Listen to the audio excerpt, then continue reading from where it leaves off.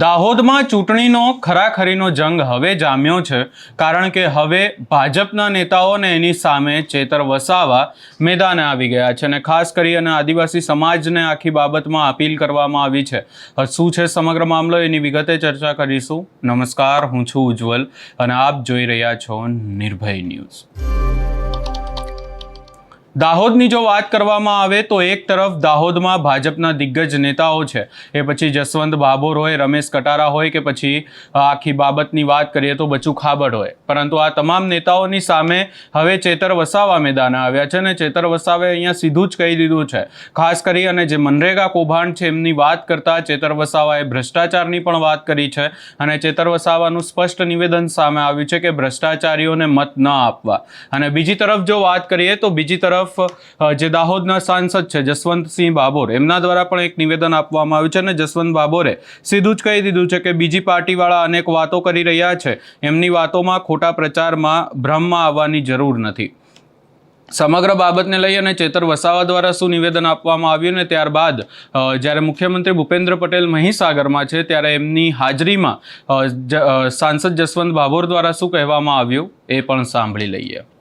પંચમહાલ ની પૂર્વ પટ્ટીને પાણી આપવાનું કામ માનનીય મુખ્યમંત્રી સાહેબે કર્યું છે. બીજી પાર્ટીવાળા અનેક વાતો કરી રહ્યા છે, એમની વાતોમાં ખોટા પ્રચારમાં ભ્રમમાં આવવાની જરૂર નથી. માનનીય મોદી સાહેબ મુખ્યમંત્રી હતા તે દિવસથી જે વિકાસની ગતિ હતી એ વિકાસની ગતિ તેજ કરીને આપણા મુખ્યમંત્રી સાહેબે ડબલ તાકાત લગાવીને ઉમરગામથી અંબાજી પૂરા ગુજરાતની અંદર વિકાસની નવી કેડી જ્યારે કંડારી છે ત્યારે તાલુકા પંચાયત, જિલ્લા પંચાયતની અંદર આજે દેવગઢ બારિયા ખાતે આમ આદમી પાર્ટીની વિજય વિશ્વાસ સભા મળી છે. એમાં અમે પણ પોતે ઉપસ્થિત છે. આમ આદમી પાર્ટીના જિલ્લા પ્રમુખ સહિત તમામ પદાધિકારીઓ અહીંયા ઉપસ્થિત છે. જે પ્રકારે આઝાદીના 78 વર્ષમાં પણ 50 વર્ષ કોંગ્રેસે શાસન કર્યું, 30 વર્ષથી ભારતીય જનતા પાર્ટીનું શાસન છે. આ શાસનમાં જનતાના વિકાસ માટે જે ગ્રાન્ટ આવે છે એમાં ખૂબ ભ્રષ્ટાચાર આ વિસ્તારોમાં થયો છે. આપને બધાને ખબર હશે, ગુજરાતનું મનરેગાનું સૌથી મોટું ભ્રષ્ટાચાર આ વિસ્તારમાં જે તે વખતના મંત્રી બચુભાઈ ખાબડ અને એમની ટીમે કરી હતી.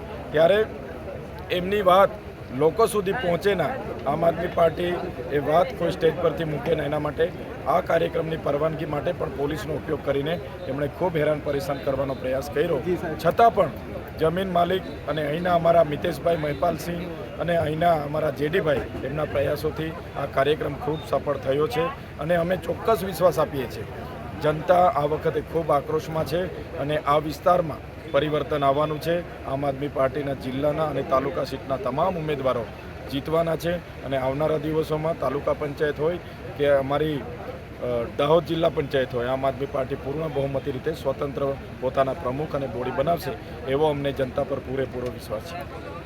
તમે અહીંયા બંને પક્ષ સાંભળ્યા, પરંતુ જો દાહોદની એવી રીતે વાત કરવા જઈએ અને ખાસ કરી અને ત્યાંની પરિસ્થિતિની વાત કરીએ તો હજુ પણ અનેક એવા વિસ્તારો છે કે જે વિસ્તારોમાં વાયદાઓ અનેક કરવામાં આવ્યા છે ભાજપના નેતાઓ દ્વારા, પણ હજી સુધી લોકોને એ સુવિધાઓ નથી મળતી. એ પછી નળ સે જળ યોજનાની વાત કરીએ તો લોકોના ઘર સુધી પાણી નથી પહોંચ્યું. રોડ રસ્તાની વાત કરીએ તો અનેક એવા વિસ્તારો છે કે જ્યાં રોડ રસ્તાની અનેક સમસ્યાઓ છે.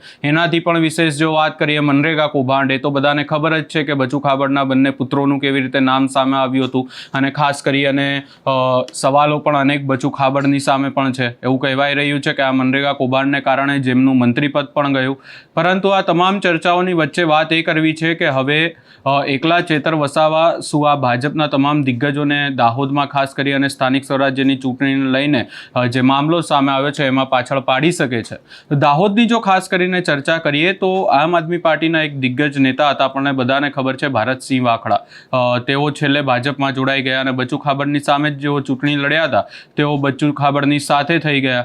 અને જો વધુમાં ચર્ચા કરીએ તો આ જે તમામ દિગ્ગજ નેતાઓ છે એમનું પણ ક્યાંક ને ક્યાંક સંગઠન મજબૂત છે, એટલે ચેતર વસાવાને વિસ્તારમાં ટક્કર આપવી તો અઘરી પડશે. પરંતુ બીજી તરફ જો ચર્ચા કરીએ તો અનેક લોકો ચેતર વસાવાની સભામાં પણ જઈ રહ્યા છે અને ચેતર વસાવાને સમર્થન પણ આપી રહ્યા છે. એટલે જોવાનું રહેશે કે હવે આ આખી બાબતમાં ચેતર વસાવા આગળ આવે છે કે પછી જે આમ ભાજપના જે નેતાઓ છે કે જે કેટલા સમયથી વિસ્તારમાં મજબૂત છે તેઓ ભાજપને આગળ લાવશે? આ સમગ્ર બાબતે તમારો શું અભિપ્રાય છે એ અમને કમેન્ટ કરી જરૂર જણાવશો ને અમારી ચેનલ નિર્ભય ન્યૂઝને લાઇક શેર સબસ્ક્રાઇબ કરવાનું ભૂલશો નહીં.